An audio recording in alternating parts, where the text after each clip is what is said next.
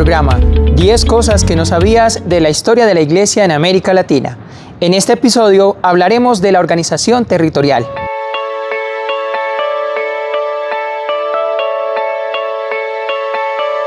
La Iglesia en América Latina está organizada en dos formas.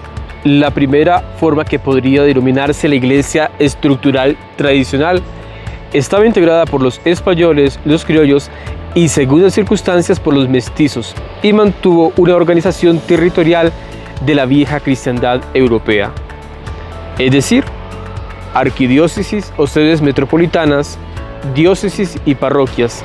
Una segunda forma de la Iglesia en América Latina es la Iglesia en formación, es decir, la Iglesia correspondiente a los territorios de misión, los cuales experimentan un proceso de constitución, el cual vive diferentes momentos, diferentes periodos en su organización, hasta que definitivamente queda constituida de igual modo el carácter tradicional como lo era en Europa. Es decir, la Iglesia en América se estructuró a similitud o como semejanza de la Iglesia en Europa.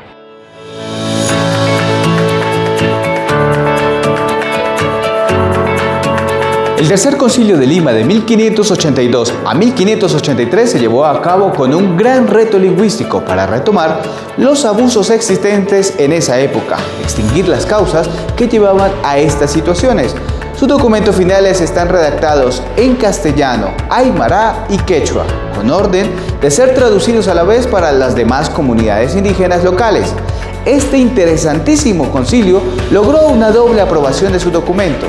Así pues, se dio la aprobación tanto para el fuero civil como para el eclesiástico de estas conclusiones. Estas aprobaciones estuvieron vigentes hasta los inicios del fenómeno independentista en América.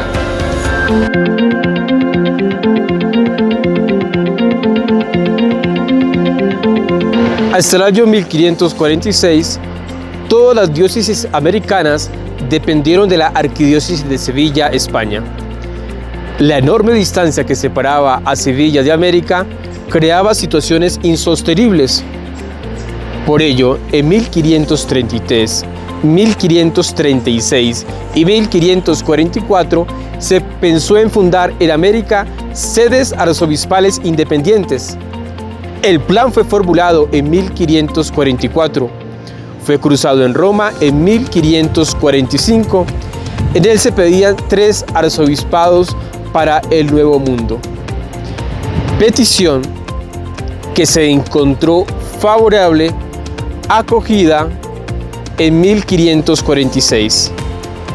Las 3 sedes elevadas a la dignidad metropolitana fueron México, Santo Domingo y Lima.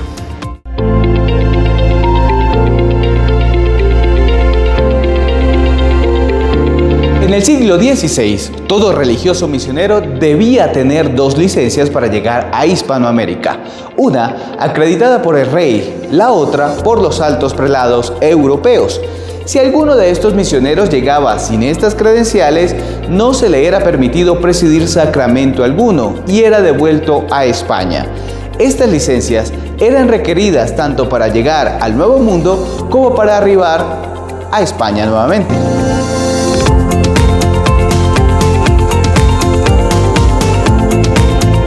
En América, en virtud del Real Patronato, la Corona consiguió de la Santa Sede el derecho de proponer los límites de cada nueva diócesis o la modificación de las ya existentes. Estas diócesis tuvieron un marcado carácter visional. Recordamos aquí la obligación impuesta a los monarcas españoles desde las bulas alejandrinas de 1493 en la evangelización de las tierras descubiertas y por descubrir. Podemos decir que la Corona y la Iglesia española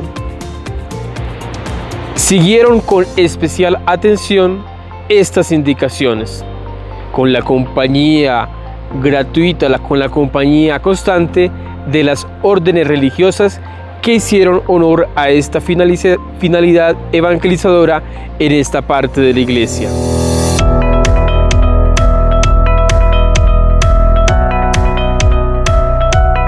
Para ingresar a una orden misionera en América, el postulante podía ser admitido desde los 7 años.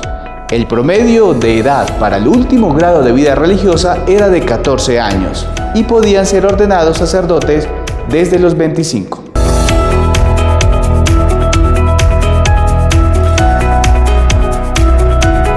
Eran las parroquias formadas por indígenas, las cuales adquirían su condición jurídica de tales al perder su carácter inicial de misión a cargo de los evangelizadores.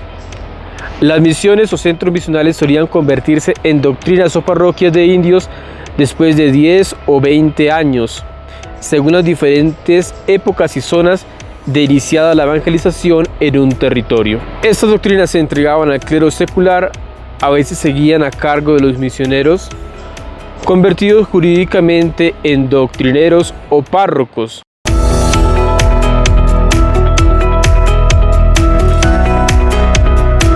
Los seminarios conciliares son llamados así porque fueron erigidos tras las directrices del Concilio de Trento. En América, cada diócesis tuvo que implementar una casa donde se formara el futuro sacerdote según las prescripciones dadas por el Concilio Tridentino. Los 3 seminarios más antiguos de Colombia son el de Bogotá, erigido en 1573, el de Popayán en 1639 y el de Santa Marta en 1809.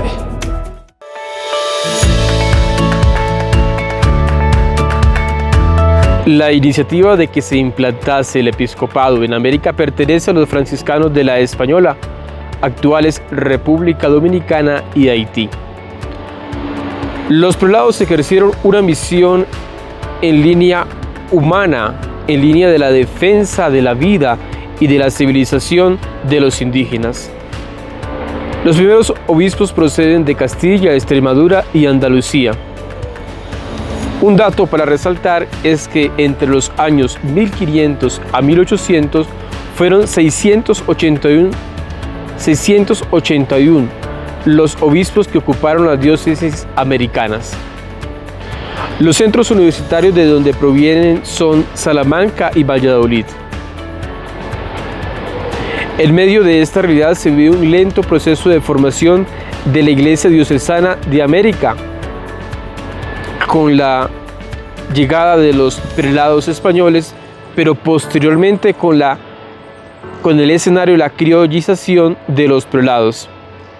A finales del siglo XVI estaba ya organizada la Iglesia en América Latina.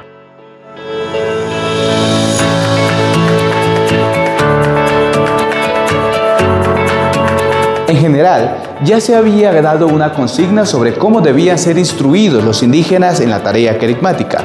Sin embargo, fue el Concilio Provincial de Charcas, en 1629, el que expidió de manera taxativa: el fin principal del catecismo o instrucción es la percepción de la fe. Y más adelante, cada uno debe ser instruido de manera que entienda, el español en español, el indígena en indígena. Desde este precepto, ningún indígena estaba obligado a aprender las oraciones en latín. Y estos han sido los 10 datos sobre la organización territorial de la Iglesia en América Latina.